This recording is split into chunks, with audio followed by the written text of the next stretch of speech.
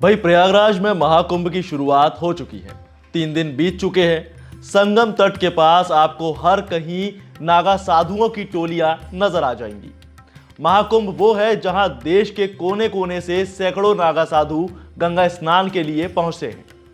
अब नागा साधु हैं तो लोगों के लिए ये बड़ा ही आकर्षण का केंद्र बने हुए हैं।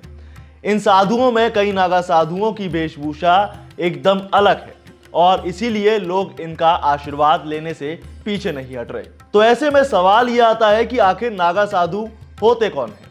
क्यों इन्हें इतना ज्यादा माना जाता है? क्यों लोग अपनी ऐशो आराम की जिंदगी छोड़कर नागा साधु बन जाते हैं? और कौन लोग नागा साधु बन सकते हैं? इसके बारे में आज हम बात करेंगे।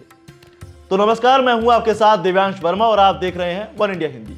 अक्सर अमूमन लोगों के मन में यह सवाल आ जाता है कि नागा साधु आखिर होते कौन हैं और क्या कोई शादीशुदा शख्स नागा साधु बन सकता है?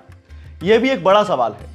तो इस सवाल का जवाब है हाँ, बिल्कुल शादीशुदा लोग नागा साधु बन सकते हैं। हालांकि नागा साधु बनने के लिए कई कड़ी परीक्षाओं से गुजरना होता है, जिसमें सांसारिक मोह माया त्यागनी पड़ती है और पूरी जिंदगी भगवान की भक्ति में लीन रहना होता है।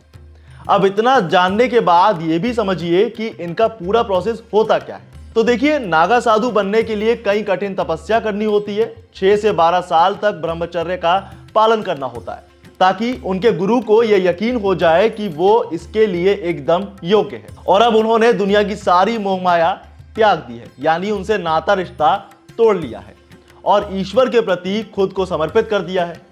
और इस काम को करने के लिए इन्होंने अपने सारे रिश्ते नाते तोड़कर खुद को भगवान के लिए एकदम समर्पित कर दिया है।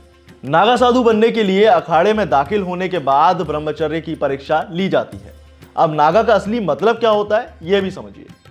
असल में रक्षक नागा साधुओं को कहा जाता है, जो एक धर्म रक्षक के रूप में जाने जाते हैं।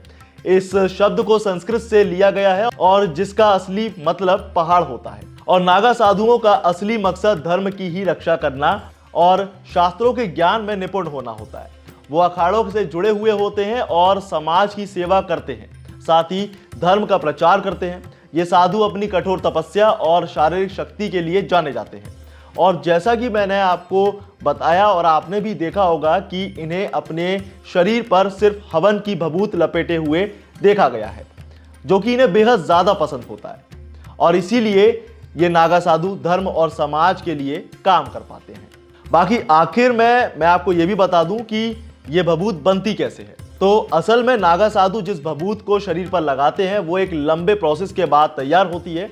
हवन कुंड में पीपल, पाखड़, रसाला, बेलपत्र, केला और गाय के गोबर को भस्म किया जाता है और तब जाकर उसके बाद ये भभूत तैयार होती है।